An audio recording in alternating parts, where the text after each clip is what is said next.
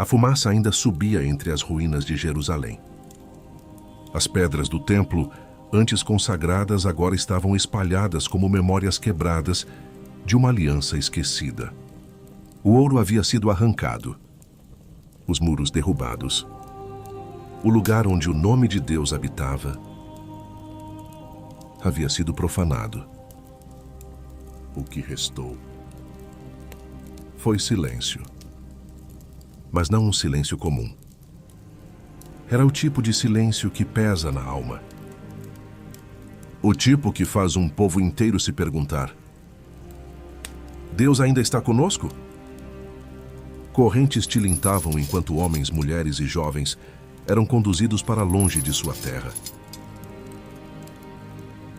Não era apenas um deslocamento físico. Era o colapso de uma identidade. Eles não estavam apenas sendo levados. Estavam sendo apagados. Babilônia não conquistava apenas territórios.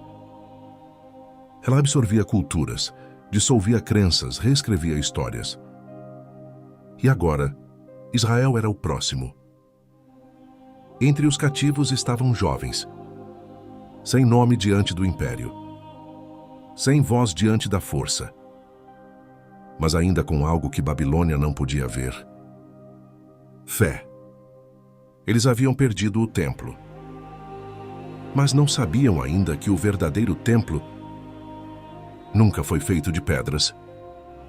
Enquanto Jerusalém queimava, Babilônia celebrava. Seus muros eram imensos, suas portas cobertas de ouro, seus jardins erguidos contra a própria natureza. Era o retrato do poder humano em sua forma mais elevada e mais arrogante. Ali os exilados seriam testados, não pela espada, mas pela sedução. Nova língua, novos costumes, novos deuses. A estratégia era simples e devastadora. Se eles esquecessem quem eram, jamais voltariam a ser o que foram. E foi nesse cenário, longe da promessa, longe do templo, longe de tudo o que conheciam, que a fé de Israel enfrentaria sua maior prova. Porque é fácil acreditar quando Deus abre o mar. Mas e quando ele se cala? O exílio não era apenas um castigo. Era um confronto. Não contra a Babilônia, mas contra o próprio coração. E no meio desse silêncio, uma nova história estava prestes a começar. Babilônia não era apenas uma cidade. Era um sistema. Tudo ali foi construído para impressionar, controlar, transformar. Os jovens capturados não foram tratados como prisioneiros comuns. Foram escolhidos, separados, treinados, reeducados. A intenção não era destruí-los, mas redefini-los. Entre esses jovens estava Daniel. Seu nome carregava um significado profundo. Deus é meu juiz. Mas Babilônia não aceitava identidades que não pudesse controlar. Seu nome foi mudado. Sua cultura pressionada. Sua fé colocada à prova. Porque o verdadeiro campo de batalha nunca foi externo. Sempre foi interno. Eles receberam comida do rei, conhecimento dos sábios, a oportunidade de uma nova vida. Mas tudo isso tinha um preço. E Daniel percebeu. Aceitar aquilo não era apenas sobreviver. Era ceder. Era o início de um esquecimento silencioso. E então, ele tomou uma decisão. Sem gritos. Sem revolta. Sem guerra. Apenas firmeza. Ele recusou. Não porque a comida fosse o problema, mas porque a identidade estava em jogo. E naquele momento, em um ato aparentemente pequeno, o destino de toda uma geração começou a mudar. Porque enquanto muitos estavam se adaptando, alguns ainda estavam resistindo.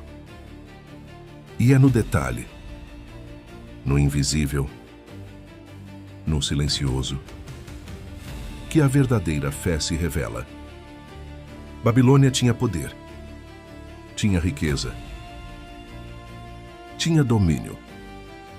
Mas havia algo que ela não conseguia controlar. Um coração que permanecia fiel, mesmo em terra inimiga. O exílio continuava. Os dias se tornavam meses. E os meses, anos. Jerusalém já não era mais uma realidade. Era uma lembrança distante. E o silêncio de Deus parecia permanente. Mas o céu nunca esteve vazio. Enquanto impérios se levantam acreditando estar no controle, Deus age onde ninguém está olhando. Nos corredores do poder, nas decisões invisíveis, nos corações que não se dobram. Daniel cresceu dentro do próprio sistema que tentou apagá-lo. Mas ao invés de ser transformado, ele se tornou influência. E então vieram as provas. A fornalha ardente, a cova dos leões, decretos injustos, pressões impossíveis. Cada uma delas com o mesmo objetivo: fazer com que a fé cedesse. Mas havia algo diferente naquele grupo. Eles não estavam tentando vencer Babilônia. Eles estavam decididos a não se perder dentro dela. E isso mudou tudo. Porque o exílio revelou uma verdade que poucos entendem. Deus não precisa de um templo para estar presente. Ele não depende de um lugar. Ele habita em pessoas. E mesmo quando tudo parece perdido, quando a promessa parece distante, quando o silêncio parece definitivo, Deus ainda está escrevendo. O exílio não foi o fim. Foi preparação. Porque a mesma Babilônia que levou, um dia cairia. E o povo que foi espalhado, um dia voltaria. Mas antes da restauração, havia fogo. E é exatamente aí que a próxima história começa.